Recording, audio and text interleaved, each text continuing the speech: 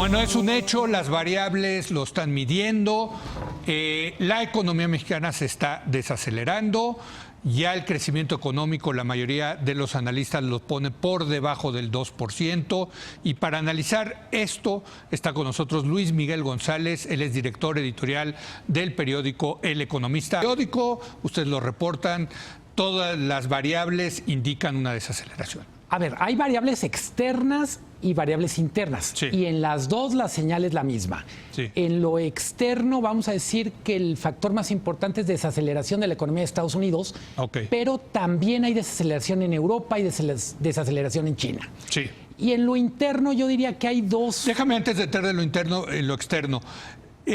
Creo, de lo que yo he leído, la que más preocupa es quizás la China, ¿no? En ese sentido, donde no queda muy claro qué tanta es la desaceleración. ¿Es correcto? Sí, y además habíamos dado por sentado que China iba a crecer, exacto, entre comillas, eternamente. Así es. ¿Por qué importa China? Porque es el principal definidor de precios de materias primas. Ok. Es decir, en la medida en que es el gran comprador de materias primas, cuando a China le va bien, todos los precios de materias primas, vamos a decir industriales, van hacia arriba. O sea, cobre, petróleo, aluminio, acero, etcétera. Y la novedad, cuando vemos en las primeras fotografías, Europa viene muy débil. También es otra cosa. Los indicadores están diciendo, están tan débiles como en el peor momento 2011-2012, en particular Alemania. O sea, ¿están al borde de una recesión, diríamos? La parte industrial ya está en recesión, ya lleva 2 trimestres consecutivos a la baja. De crecimiento económico negativo. Pero todavía el consumo lo mantiene. ¿Por qué?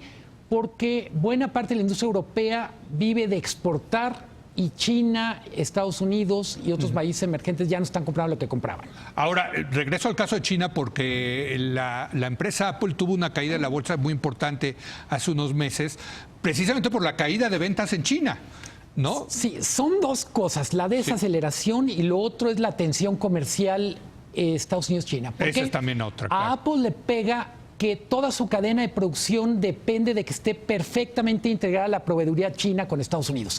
Si Trump decide, porque ese es el señor el que decide, que va a poner algún tipo de arancel, va a poner algún tipo de control a la manera que esté integrada la cadena de producción Estados Unidos-China, pues las tecnológicas sufren muchísimo, en particular Apple. Bueno, ahora vámonos a los internos. Entonces, externos, para ir recapitulando, menor crecimiento en Estados Unidos, posible recesión en Europa y una gran incertidumbre con desaceleración en China. Sí. Así lo definiríamos. Así es. Ahora vámonos a México. Variables internas. Yo diría que hay básicamente dos. Unas que tienen que ver con gobierno y otras que tienen que ver con expectativas de productores y consumidores. Si te parece, lo primero es gobierno. El informe de BofA, la encuesta con inversionistas que movió muchísimo la bolsa el miércoles, tiene que ver con básicamente 4 factores. Dicen, nos preocupa en primerísimo lugar decisiones de gobierno. En segundo lugar, Pemex. En tercer lugar, TLC. Y en cuarto lugar, lo que ellos llaman clima de negocios. ¿Qué preocupa de decisiones de gobierno? Durante mucho tiempo una fortaleza de México. Esta es una encuesta que hizo Bank of America a empresarios. O inversionistas mexicanos. 182 tomadores de decisiones sobre fondos de inversión en el mundo. Estamos hablando de gente que maneja más de 800,000 millones de dólares en fondos. Nada más. Y nada menos. Es una especie de gran observatorio de tomadores de decisiones sobre capitales. Y esos son los que de un teclazo te pueden sacar miles de millones de dólares de activos financieros en México, ¿no? Entonces, lo que ellos están diciendo es...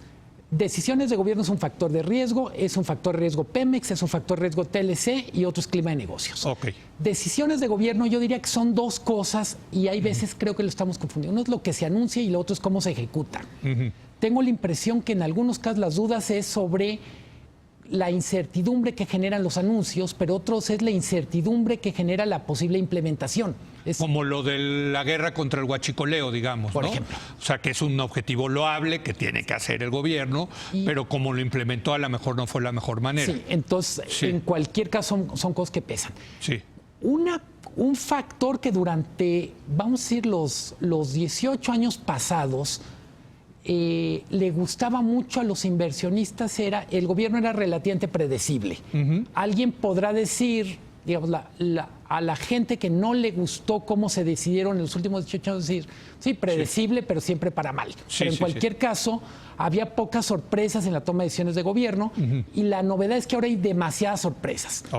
Es un año, en ese sentido, que todo el mundo está tratando de aprender cómo va a funcionar el gobierno para tomar mejores decisiones. Aquí el tema es que las sorpresas sean para bien, no para mal, ¿no? Totalmente. O sea, porque como tú dices, era predecible, pero a lo mejor era aburrido en ese sentido México, por eso teníamos esa mediocre tasa de crecimiento del 2% anual, ¿no? Pero aquí el tema es la calidad de las sorpresas, si es una buena o una mala sorpresa. Totalmente.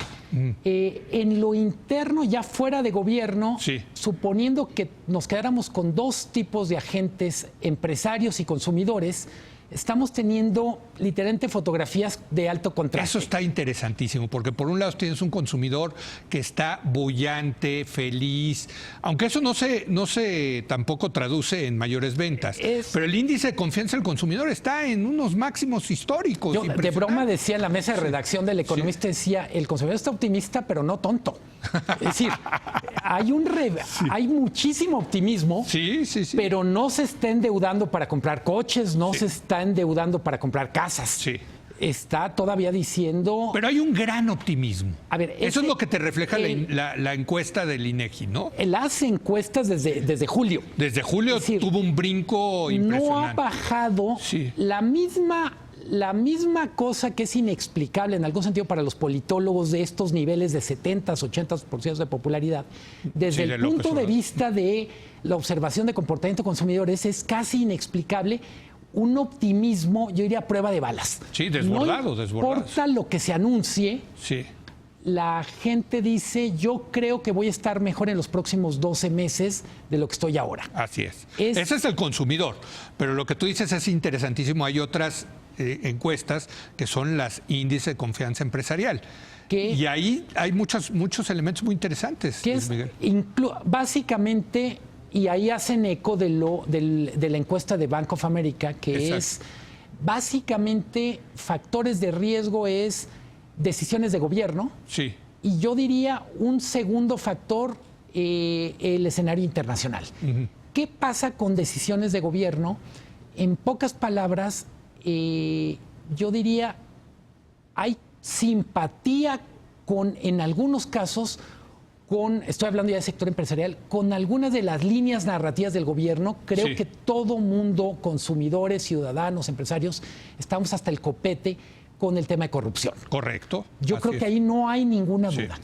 La cuestión es cómo se está implementando, cómo esta lucha contra la corrupción va a interactuar con las decisiones de política económica, por ejemplo. Ahora, una de las variables que mide el índice de confianza empresarial es el apetito por invertir en México.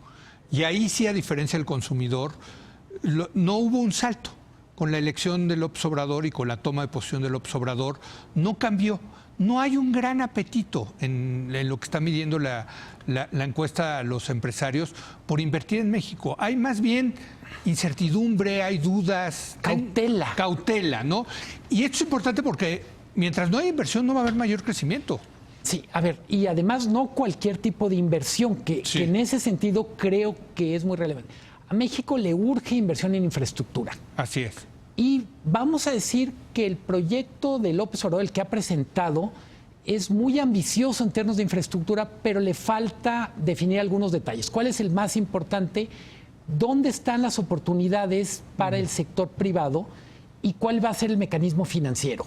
Exacto. Es decir, no basta con decir tenemos Tren Maya, tenemos aeropuertos, tenemos refinería, el corredor ísmico. ¿Por qué? Porque no todos son para invertir en estas cosas. Invertir en refinería, pues es juego de muy pocos. Evidentemente, invertir en el Tren Maya también no es que haya decenas de miles. Fíjate que a mí me pasa cuando doy conferencias y algunos inversionistas, sobre todo extranjeros, me preguntan, ¿por qué debo invertir mi dinero en México? ¿Qué les contestarías tú? La mezcla entre estabilidad y rendimiento es muy buena. Ahorita los intereses son buenísimos, pero eso es inversión financiera. Es lo que te iba a decir. una parte que explica la fortaleza del tipo de cambio, pues yo diría, esta fortaleza que es real, es la moneda emergente que mejor se ha comportado en el año. Porque estamos pagando unos intereses de maravilla. Para ponerlo en Luis Miguel. perspectiva, solo en pesos estamos pagando, bueno, el Banco de México está pagando entre 4 y 5 puntos respecto a inflación. Exacto. 8.25 de tasa real. En pesos. Sí. Y si consideramos que el peso se ha revaluado frente al dólar, pues te da más rendimiento. Está dando todavía más que eso. Así que es. Nadie ha dado tanto en estas primeras 7 semanas. Pero yo cuando me preguntan es por qué invertir en México, no es en bonos mexicanos, sino es hacer más fábricas, construir más tiendas, edificios, etcétera. O sea, inversión directa. A ver, México tiene muchas fortalezas. Yo diría una que hemos perdido de vista y veces en este torneo frecuente de autodenigración.